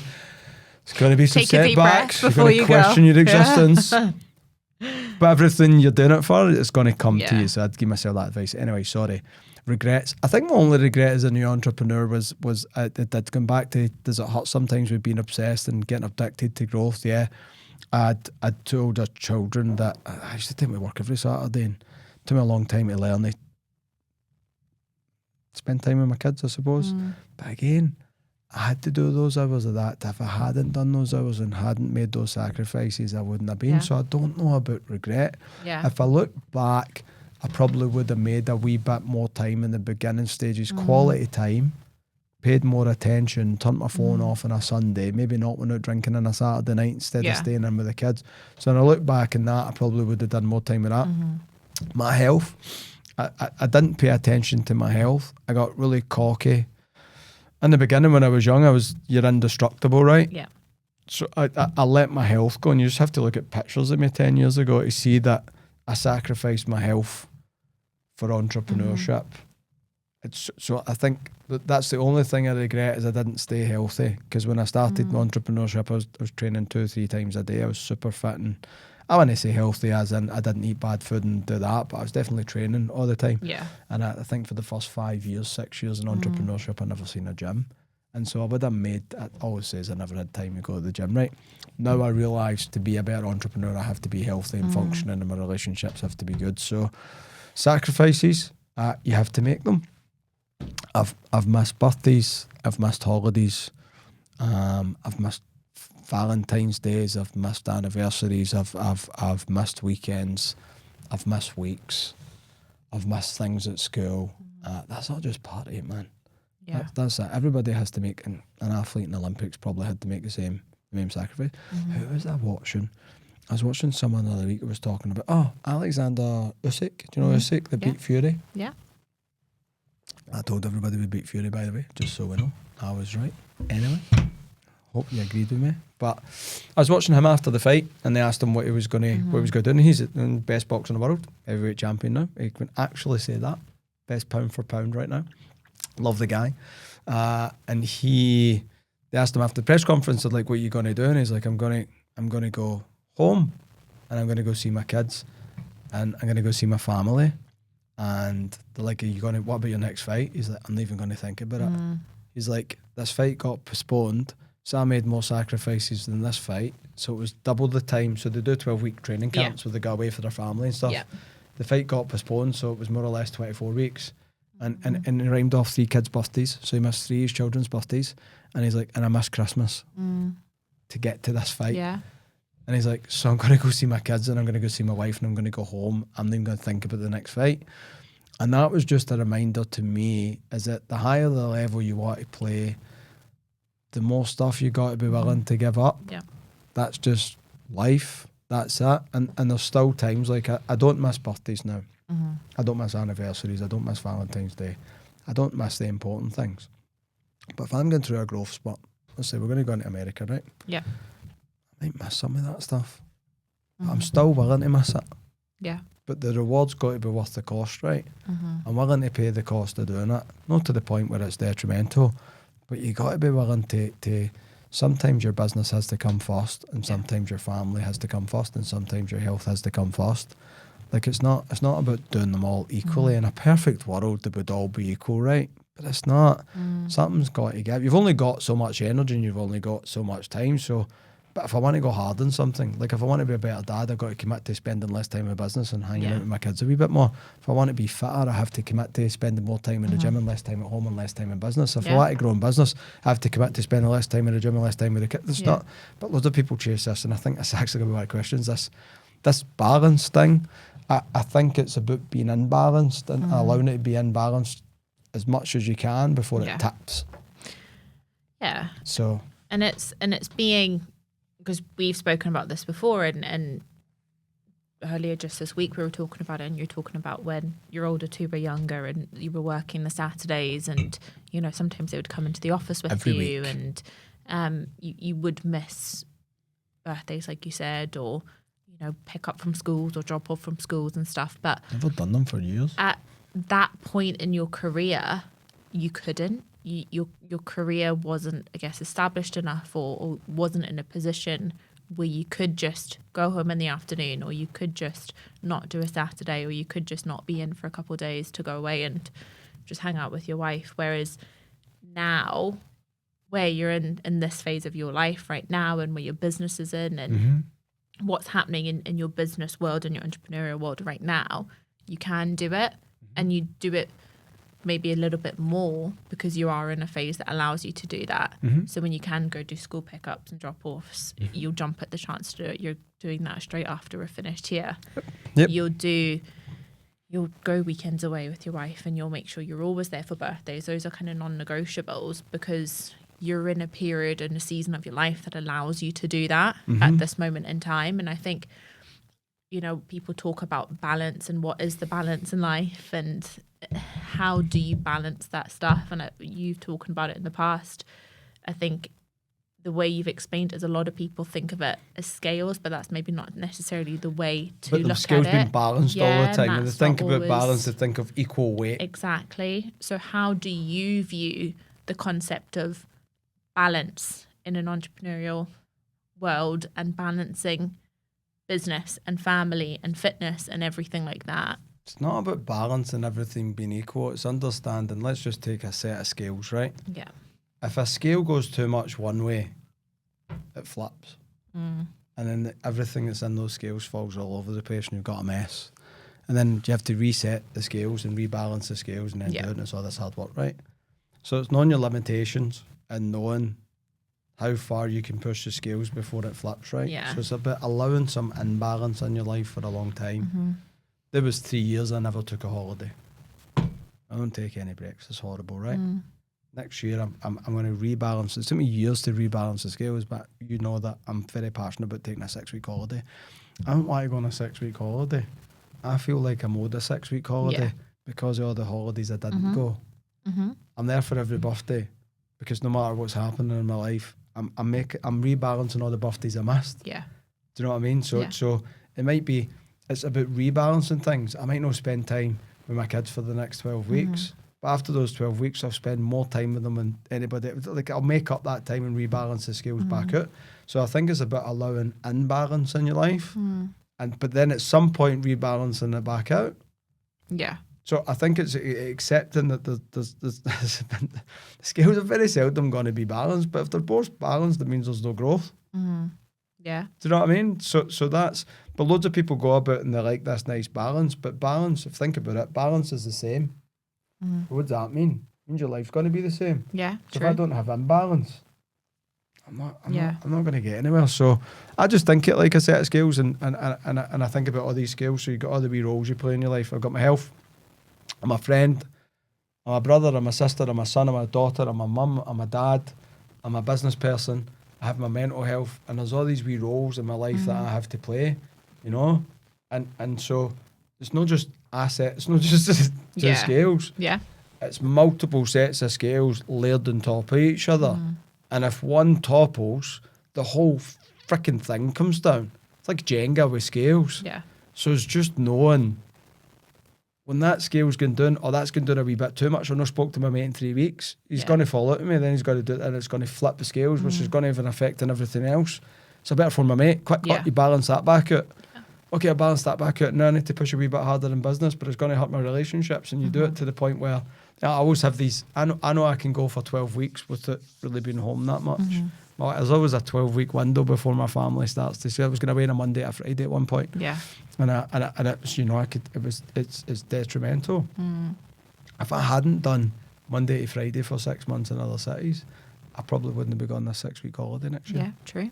So I think if you want growth and you want good rewards, I think don't chase balance. Allow imbalances. Allow for the scales to be tipped. Just be wary of how far the scales tip before they flip over, and then just rebalance it back out. So for 12 weeks, I don't see my family.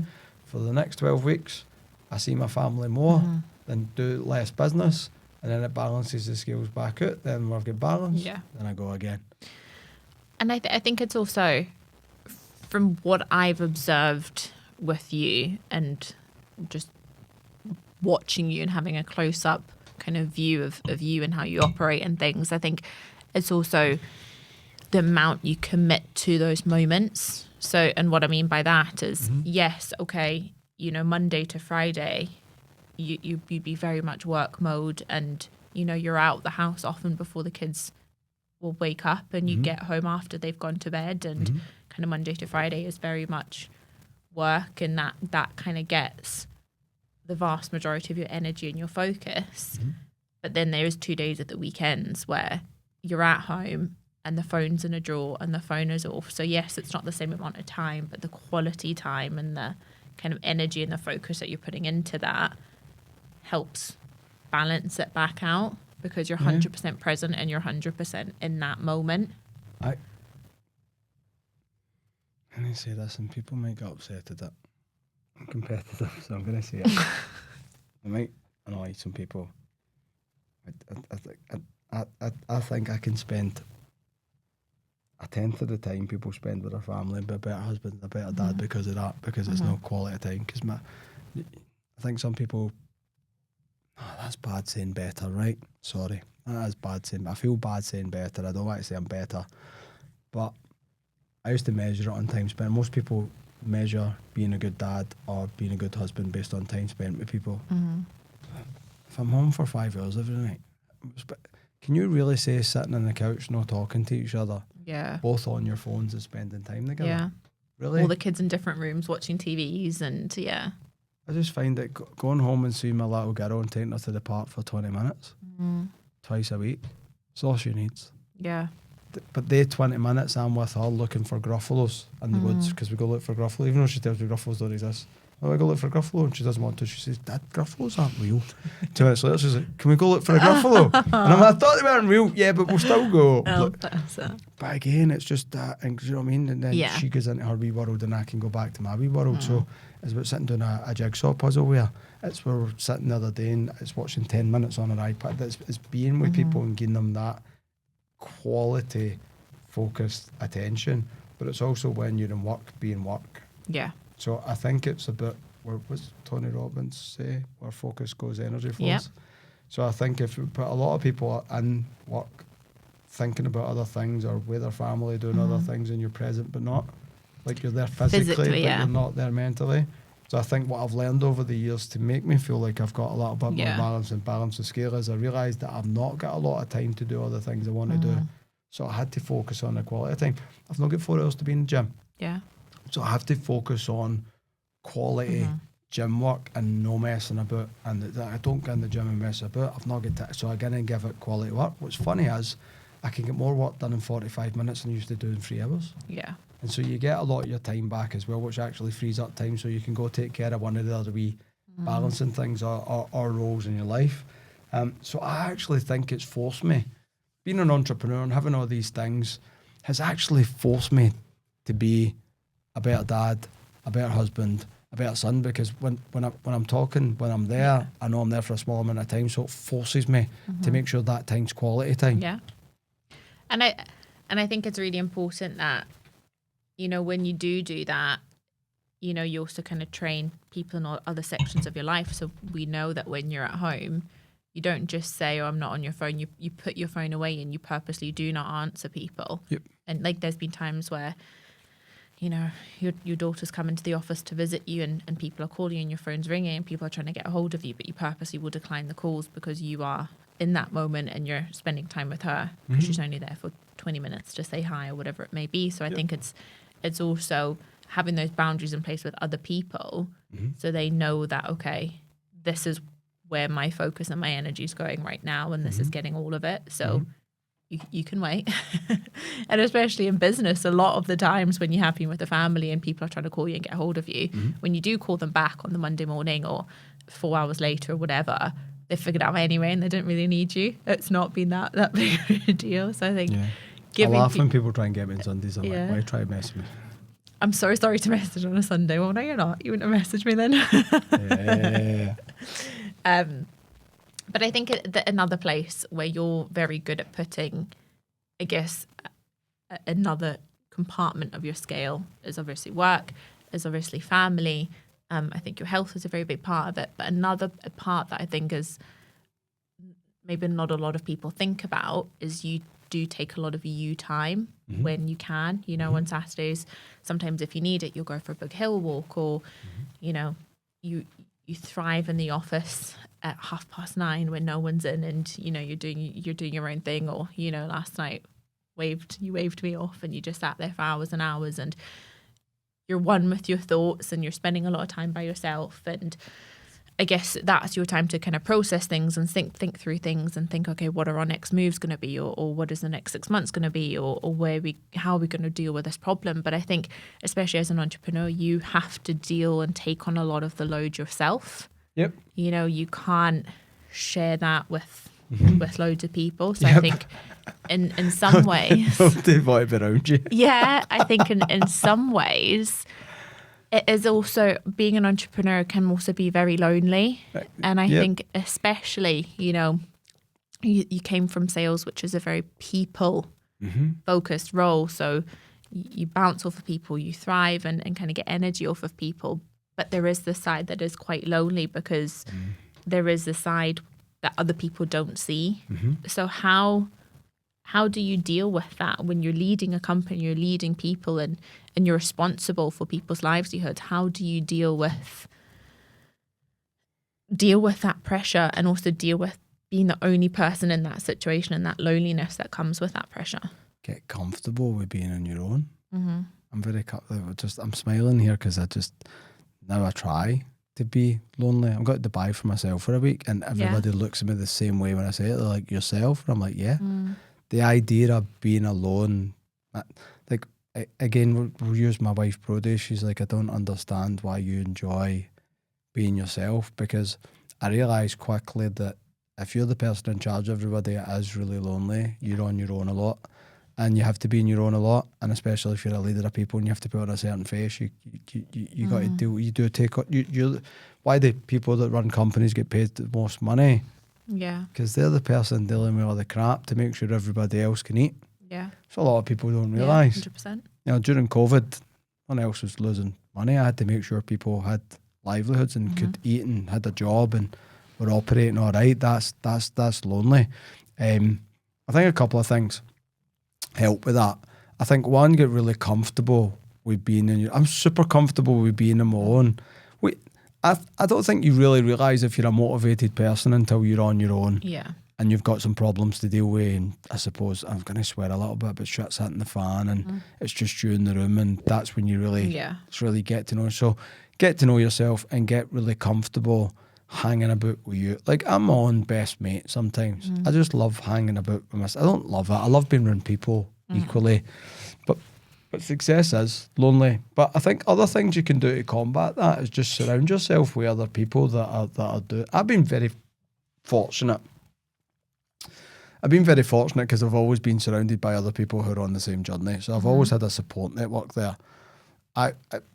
Because I'm at the top of that network now and I don't have people, you know, I actively go try and find people. One of the things I'm doing when in Dubai is going to go hook up with some people and I'm going to still go to nice places, and I'm going to try and connect with other entrepreneurs. I'm going to see if there's any events on that week for entrepreneurs. I'm going to buy some courses to go in the States next year. And so I think going and finding other people, one, that are going through the same journey is good. We call them running buddies. It's like a gym mate. Yeah. You go to the gym together and you support each other.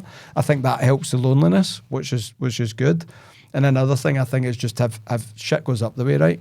I think you have to have mentors that you can talk about your frustrations and your anxieties and, you know, the stresses you go through with finances and your worries and all this kind of stuff. But you can't talk about that across or down the way. But you have to be able to talk to somebody. Now, if you can't, most entrepreneurs don't have a therapist. And that's not a bad thing. It's not because there's something wrong with them, because they need somebody. I call them head coach. I call therapists head coach. You need the head coach. But I think you always should seek someone who's been through what you're going through, so there's someone you can talk to about it and at least bounce ideas off of. Because if you're just, get used to your own company, but you definitely need someone to vent to. And I'm doing this because it has to go up the way, so it has to be someone who's above me. Not so much as in they manage me, but someone who's of higher status, someone who's got more experience. Give a perspective, who's maybe been through something similar or hopefully. No, I want somebody who's been through it. I want to, you know, when we're talking about that billionaires club, I want to get into that club. I want to be a billionaire. Again, I have no aspirations to be a, but my God, imagine being able to vent. Because venting to people that have been through the crap you've been through and deal with more crap than you deal with will make you very, very quickly realise that the problem you think is a problem not actually that big a problem in the first place. Because sometimes you think the world's ending, and then you talk to someone else, like your mum or dad, right? Like, oh my God, my girlfriend dumped me, my boyfriend, that's over. And your mum and dad's like, shut up, you're 12. It'll happen many more times in your life. Like, get used to it. To them, they're like, shut up, that's not actually a problem. It was when I was your age, but, you know, you'll learn that, you know, it's not a big deal and blah, blah, blah. So I think you need that in business, but I think you need some running buddies. I think you need some, you know, I've got a friend, Jill, that we meet every week, and we just shoot the shit. We're just honest about, we talk about this stuff. Stress, anxiety, frustrations, business. Like, you know, sometimes we'll talk about really positive stuff we're doing about health and doing with people, and sometimes we're like, knackered, do you? Let me tell you about my week. You know, last week we had a conversation, and I'm like, feeling it, man, 11:30 at night, and I'm still working. Sometimes I feel the difference. I'm like, my wife always says to me, remember, you're not 23 anymore. I hate feeling it. I hate feeling tired. I'm like, why? I says to my wife the other night, I'm like, I keep feeling really tired at like 11 o'clock at night. And she's like, it's 11 o'clock you're at in your night. 40s, James. Yeah. And I'm like, I refuse to accept this because of my age. I'm like, I must have a deficiency. I'm like, I must be something I'm missing. I must need magnesium. Someone check my B12. I need blood tests done. I'm like, there's no way it's because I just won't accept that it's an age thing. Do you know what I mean? But when him and I talk, we laugh about this stuff. We have giggles. Do you know what I mean? We went a 50-minute call the other night to talk about a seminar we were running on Saturday, and it was a 47-minute call. 5 minutes, it was about the seminar. And the reason why we appreciate the conversations with each other is because we're both dealing with the same shite. Yeah. And it's like, I feel better about the shite I'm dealing with, and I feel better about the frustrations I'm having and the things I'm dealing with, because he's dealing with them too. And he realised that that's just part of the journey sometimes. Yeah. We don't actually give each other any advice. We just let them talk about it. Yeah. What's going on in your world? Was never like, oh, I'm dealing with that too. There's sometimes you'll say, I dealt with that 2 weeks ago, here's what helped. Or I'll say, I've dealt with that before, here's what helped. But a lot of the time it's just the two of us sitting going, oh, we're going through the trenches together. So I think you need to get a circle of people and find a circle. If you're lucky enough to have them, great. I've been lucky enough for a lot of my career to have people around me that are going through the same process, which is good. And have, like, you're in the trenches together, which is awesome. And I was lucky enough to always have mentors. Now I have to actually go seek mentors. Now I'm actively try put myself at tables I'm uncomfortable or in gyms to build relationships and all that stuff, because I'm seeking out people who are better and smarter than me that I can build a relationship with and be really honest with and go, I'm really stressed about this. Yeah. Have you ever dealt with that? There's a guy on Instagram just now, and there's all these guys wanting about going, do you know, how do you make your money and why do you drive that car? But there's a guy who walks about, I think he walks about Beverly Hills, and he always stops these entrepreneurs and he's like, have you ever been broke? And they all laugh and then I'll do this. Cool. Have I been broke? Yeah. 100%. Slept in my car, borrowed off loan sharks. Yeah. Yeah, and it's just nice watching, because you see all these entrepreneurs, they're all different people, different age groups, different backgrounds, different, you know, it's just completely different in very different industries. But the cost of entrepreneurship and the cost of success is the same across the board. The cost of success for the Olympic athlete's the same as cost of success for the business person. The cost is the cost. Anxiety, frustration, sleepless nights, relationships getting hurt, health being put in jeopardy sometimes. Like, they all get better dealing with these things as time goes on, but the cost of success doesn't change per industry, or doesn't change per country, or doesn't change per sport.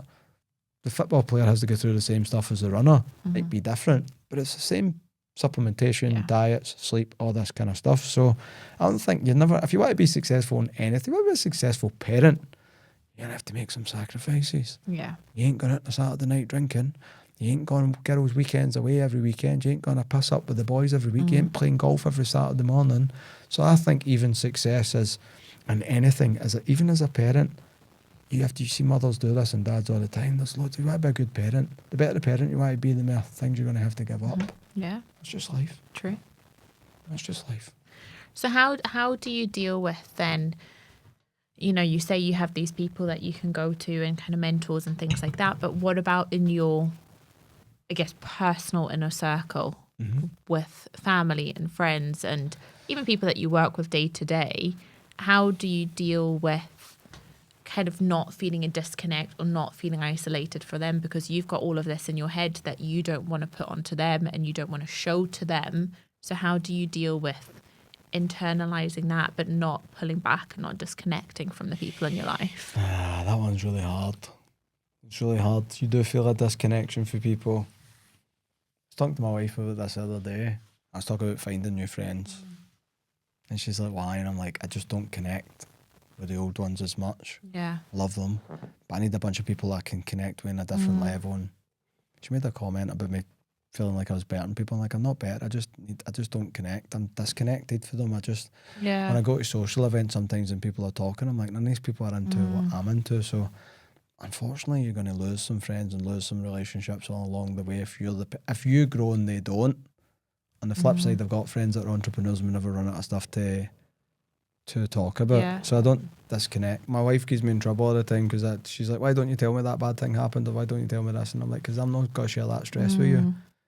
Like, if I tell you I share that stress, that's not my job's to do. That's my partner. I deal with that stress. I'm the person getting paid to do it. Yeah, it's her money, but that's my part. And sometimes she hates that I don't share things with her, but I don't want to pass on the stress. So I think you have to be good at making sure if the stress shows. Like, if I don't feel ready to get in the house and I feel like I'm stressed, I don't go in the house. Yeah. I just don't go. Because if she sees that, then I have to explain it, and then I share the stress with people. Yeah. And that might feel like I don't want to be in the house, but I'm actually doing it to protect people around me. But that's the loneliness part, is you're the one that has to take in all the problems. Yeah. And you're the one that has to deal with it, and you have to protect other people from it. I just don't think.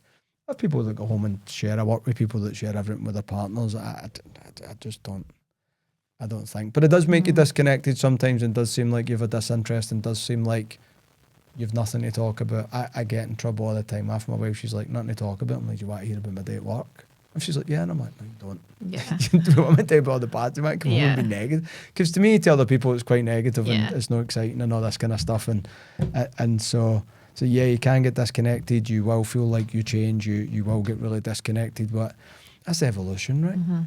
Yeah. If you're evolving and everybody else is staying here, of course you're going to be disconnected. Yeah. And it's a sad part to success as well. It's actually, again, we'll talk about the dark side of entrepreneurship. You're going to lose mates.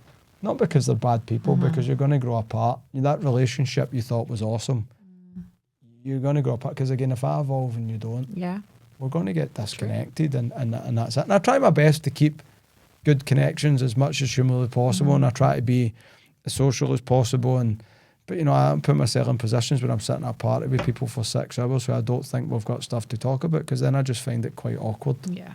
Do you know what I mean? Yeah, 100%. So, the dinner I'm going to on Tuesday will be great, because, I get to talk. These people will be talking about stuff that I'm really, thrive. I'll be a social animal. Life and soul of the party. I'll be excited. I'll be excited after that. I'll probably no sleep that night. I could just imagine being at that. But imagine you come into the office on Wednesday. You'll be talking a million miles an hour.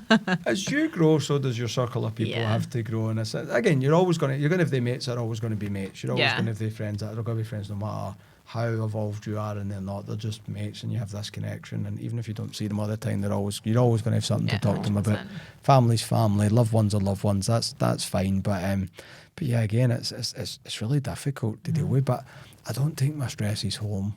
No. I don't bring my personal life into work, and I don't take my stresses in the house. It's irrelevant, because the people in my house don't actually care. As long as there's food on the table, don't really care what's going on at work, and the people at work don't really care what's going on at home anyway. So I just, if I feel stressed about my personal life, I don't get into the office. Yeah.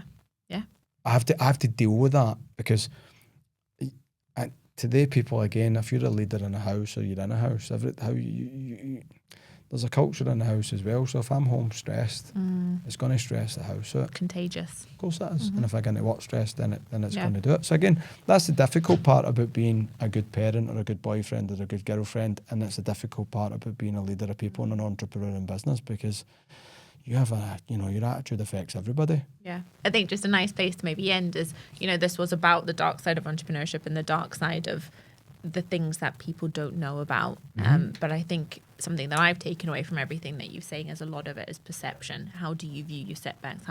What's your perception of financial stability? It seems that this is my takeaway. A lot of it does seem to be down to how do you look at these things? What's your perception towards it? So I think it's just knowing that there are going to be difficulties and knowing that there are going to be challenges, but how do you respond to them? How do you view them?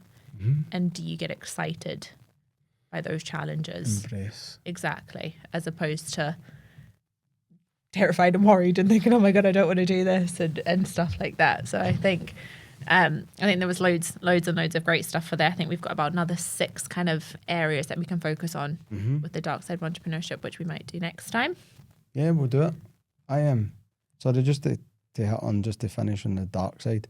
I had someone open up their own business that I'm coaching not that long ago, and the first thing I said to him was, get used to stress, get used to being frustrated, get used to never being happy, getting used to anxiety, get used to lack of sleep.